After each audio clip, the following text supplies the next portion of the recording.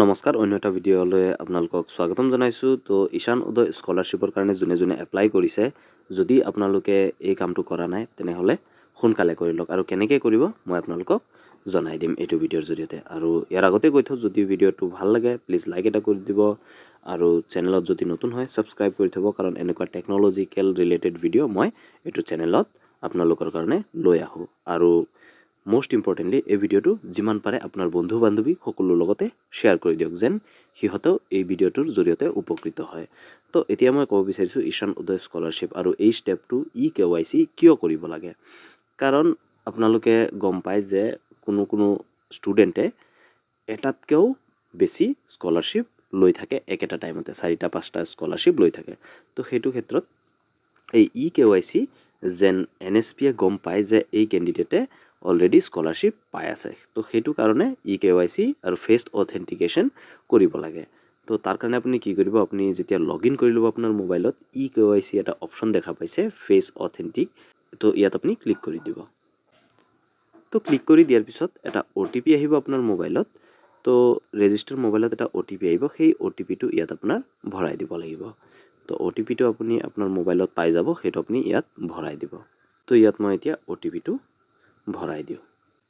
তো confirm OTP click কৰি দিব। ক্লিক কৰি দিয়াৰ পিছত ইয়াত চাব পাৰে download NSP face auth app for Android. তো click here to download NSP face auth app. তো ইয়াত আপুনি ক্লিক কৰি দিব। তো ক্লিক কৰি দিলে আপোনাক প্লে ষ্ট'ৰলৈ লৈ যোৱা হ'ব। আপুনি NSP ফেচ অথ এইটো আপুনি ইনষ্টল কৰি ল'ব। তো এপটো যেতিয়া ডাউনলোড হৈ যাব আপুনি অ'পেন কৰি ল'ব। তো অ'পেন কৰি লোৱাৰ পিছত ইয়াত লগ ইন এজ এপ্লিকেণ্ট যিটো অপশ্যন দেখা পাইছে এপ্লিকেণ্ট, ইয়াত আপুনি ক্লিক কৰি দিব। তো ক্লিক কৰি দিয়াৰ পিছত যদি আপুনি ফ্ৰেছ কৰি আছে তেনেক্ষেত্ৰত ফ্ৰেছ এপ্লিকেশ্যন IDটো দিব, আৰু ইয়াত পাছৱৰ্ডটো দি আপুনি লগ ইন কৰি ল'ব।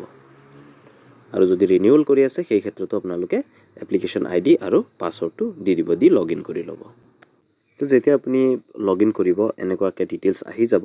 তাৰপিছত আপুনি ইয়াত যিটো টিক মাৰ্কছ অপশ্যন দেখা পাইছে ইয়াত আপুনি ক্লিক কৰি দিব। ক্লিক কৰি দি প্ৰচিড ফৰ ফেচ অথেণ্টিকেশ্যনত ক্লিক কৰি দিব। তো ক্লিক কৰি দিয়াৰ পিছত এনেকৈ পাৰ্মিশ্যন বিচাৰিব, আপুনি গোটেইকেইটা ৱাইল ইউজিং দ্য এপ সেইটো ক্লিক কৰি দিব। তো ক্লিক কৰি দিয়াৰ পিছত আপোনাৰ লোকেশ্যনটো ট্ৰেক কৰা হ'ব। তো আপুনি ৱেইট কৰিব অকণ। তো ইয়াত আৰু এটা এপ আছে যিটো আপোনাৰ ডাউনলোড কৰি ল'ব লাগিব, Aadhaar face RD is not install on device, please install it from Google Play Store. তো আৰু এটা এপ আছে, সেইটো মই আপোনালোকক দেখুৱাইছোঁ কেনেকৈ ডাউনলোড কৰিব। তো আপুনি প্লে ষ্ট'ৰত গুচি যাব। তো চাৰ্চ বাৰত আপুনি লিখি দিব আধাৰ RD ফেচ বুলি লিখি দিব। লিখি দিয়াৰ পিছত এপ এটা আহি যাব, ইয়াত আধাৰ ফেচ RD। তো ইয়াত আপুনি ক্লিক কৰি দিব।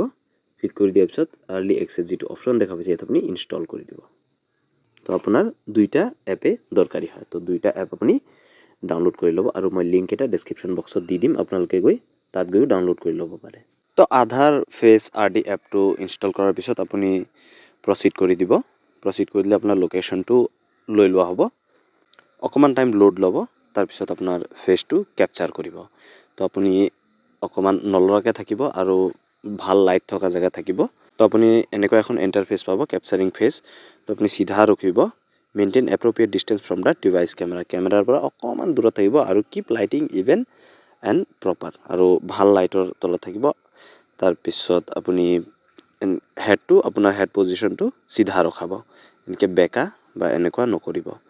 তো ইয়াৰ পিছত আপুনি এই বক্সত টিক কৰি দিব। টিক কৰি দিয়াৰ পিছত ইয়াত প্ৰচিড যিটো অপশ্যন দেখা পাইছে ইয়াত আপুনি ক্লিক কৰি দিব। তো ক্লিক কৰি দিয়াৰ পিছত এনেকুৱাকৈ আপোনাৰ ন' ফেচ ডিটেক্টেড, আপোনাৰ ইয়াত ফেচ ডিটেক্ট আহি যাব। তাৰপিছত ইয়াত অহাৰ পিছত কনফাৰ্ম কৰি আপুনি আপোনাৰ ফেচটো ছাবমিট কৰি দিব। যিহেতু ইয়াত একো ফেচ ডিটেক্ট হোৱা নাই, তো ফেইল হৈ গৈছে। আপোনাৰটো ডেফিনেটলি হ'ব, আপুনি জাষ্ট আপোনালোকে ভাল লাইটৰ আৰু ভাল পজিশ্যনত থাকিব, ডেফিনেটলি আপোনাৰ ফেচটো কেপচাৰ হৈ যাব, আৰু আপুনি ছাকচেছফুলি ফেচ অথেণ্টিকেট কৰিব পাৰিব। ভিডিঅ'টো যদি ভাল লাগিল প্লিজ লাইক এটা কৰি দিব, চেনেলত নতুন হ'লে ছাবস্ক্ৰাইব কৰি দিব, আৰু মষ্ট ইম্পৰ্টেণ্টলি এই ভিডিঅ'টো ডেফিনেটলি শ্বেয়াৰ কৰক, যেন বেলেগেও হেল্পফুল হয়। ধন্যবাদ। জয় অসম।